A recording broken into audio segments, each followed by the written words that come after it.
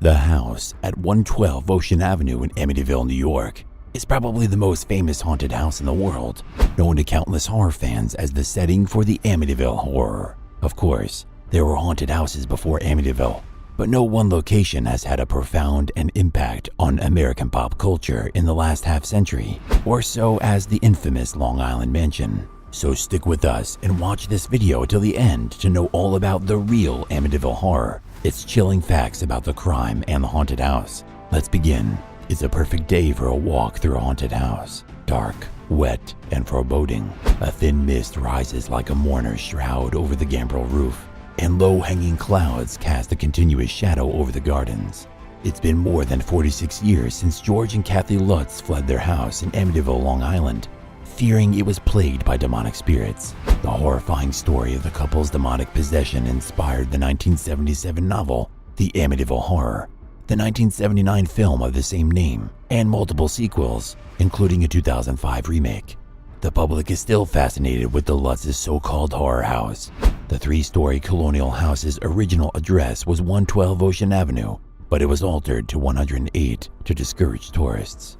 But the real horror occurred at Amityville way before the hauntings were reported. It is 3:15 a.m., November 13th, 1974. A 23-year-old man, Ronald DeFeo Jr., more commonly known as Butch, wakes up and rifle in hand murders his whole family, his parents, 2 sisters, and 2 brothers, all perished face down in bed as if they had not been roused by the sound of gunfire, and none of them had been drugged. It was as though a mysterious power had somehow hushed the weapon and induced a trance in the 6 victims until their doom was sealed. This is how most of the more than 30 horror movies inspired by the patricide of the Long Island neighborhood of Amityville, New York, start, from the original and most famous of all of them, The Amityville Horror, 1979, to then go on and tell the story of how another family who moved into the house later experienced paranormal phenomena. The catchphrase based on true events is commonly used for these films because unexpectedly, they have some basis in reality. The original court judgment in the case, given out in 1975, did not explicitly reference evil spirits, but it did deem the account convincing. Rick Osuna discusses all the irregularities surrounding the case in his 2002 book, The Night the DeFeos Died, reinvestigating the Amityville murders, including the difficulties the defense team faced in gaining access to the evidence that had not been submitted, and the authorities rushed to lock up a suspect before obtaining a coherent version of the events. Osuna has long campaigned for the reopening of the case. His purpose was not to exonerate Butch DeFeo, who confessed to the crime and died in captivity in March 2021 at the age of 69, but to demonstrate his genuine role in the murder of his family. DeFeo's culpability has been called into doubt since the moment he was detained, because the police at the time believed the crime had to have been committed by more than one person. Osuna concludes that DeFeo killed his parents, Ronald and Louise DeFeo, with the assistance of a friend, but that his younger siblings were slain by his 18-year-old sister Dawn, who was then shot by DeFeo after seeing the tragedy. Then, in December 1975, George and Kathy Lutz moved into a 3-story colonial on Amityville, New York's Long Island. They had paid just $80,000 for the huge house at 112 Ocean Avenue, and they loved it. It was like a dream come true, George Lutz recalls. True, the house had been the site of a heinous multiple murder a little more than a year previously. The Lutzes, on the other hand, sat down with their 3 young children and decided the family could manage it. Just in case, they had a priest, Father Ray Pecoraro, bless the house the day they moved in. The priest claimed he felt an invisible hand slap him in the sewing room and heard a voice say, "Get out," according to Lutz. Lutz claims that Pecoraro then felt unwell with flu-like symptoms and his hands began to bleed. The family moved in anyhow, but after a few days they began to observe unusual happenings. The Lutz family claimed to have smelled unusual odors, seen green slime seeping from the walls and keyholes, and experienced chilly spots in various places of the house. There were odors in the house that came and went, Lutz says. There were sounds. The front door was slammed shut in the middle of the night. I couldn't get warm in the house for many days. Lutz claims that the family kept the fireplace running day and night in a vain effort to remain warm, and that when they awoke in the morning, they discovered odd gelatinous droplets on the carpet.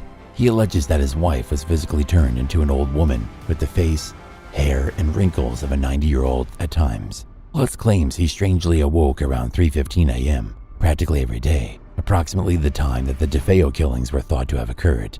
He claims that one night he heard his children's bed slamming up and down on the floor above him, but he couldn't move because he was frozen in bed by an unknown force. He awoke later that night to see his wife levitating and moving around the bed, according to him. Other alleged paranormal events at Amityville include a nearby garage door opening and closing, an invisible spirit knocking down a knife in the kitchen, a pig-like creature with red eyes staring down at George, and his son Daniel from a window, George waking up to find his wife Kathy levitating off of their bed, and sons Daniel and Christopher levitating together in their beds. The Lutz family abandoned the house the next morning, only 28 days after moving there, leaving their belongings in the closets and the food in the fridge. Lutz fears something terrible would have happened if the family had not fled. He says, "I try not to think about that." People interested in the paranormal approached the Lutzes as word of their encounter spread. Reporter Laura Didio convened a panel of psychic experts 2 months after the Lutzes moved out to assess the family's claims. The experts stayed in the house for a night, going from room to room in search of paranormal disturbances. Didio recalls it was like a psychic slumber party. Lorraine Warren, one of the researchers, recalls an overwhelming sensation of horrible misery throughout the house. A number of time-lapse photographs of the upstairs landing were also taken by the team, except for one shot, which Didio describes as the face of what appeared to be a little boy peeping out from one of the bedrooms. None of the other photographs revealed anything unusual.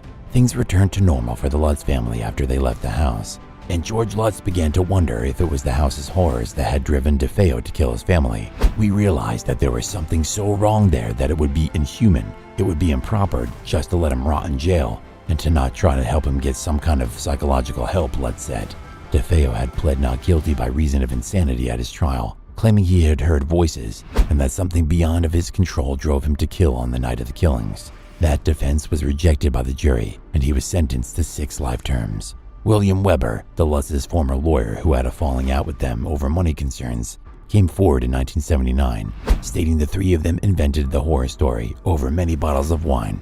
Nonetheless, the narrative elevated the popularity of Ed and Lorraine Warren, a couple who became engaged with the Amityville story and assisted with its promotion. Lorraine Warren appears in the 2012 documentary My Amityville Horror, which focuses on Daniel Lutz's testimony during the Lutz family's stay at 112 Ocean Avenue. In the scene, which will not be swiftly forgotten by anyone who has seen it, Warren displays a fragment of what she says is the true cross on which Jesus Christ died, in a box containing hairs from the head of Saint Pius of Pietrelcina, while reciting prayers with Lutz, who lives a quiet life in Queens, New York, as a stonemason, claims the house ruined his life and that he continues to have nightmares to this day. The Amityville Horror, both in book and movie, took an actual tragedy that murders the DeFeo family and used it to captivate the imagination of a public that sadly doesn't care how they are amused.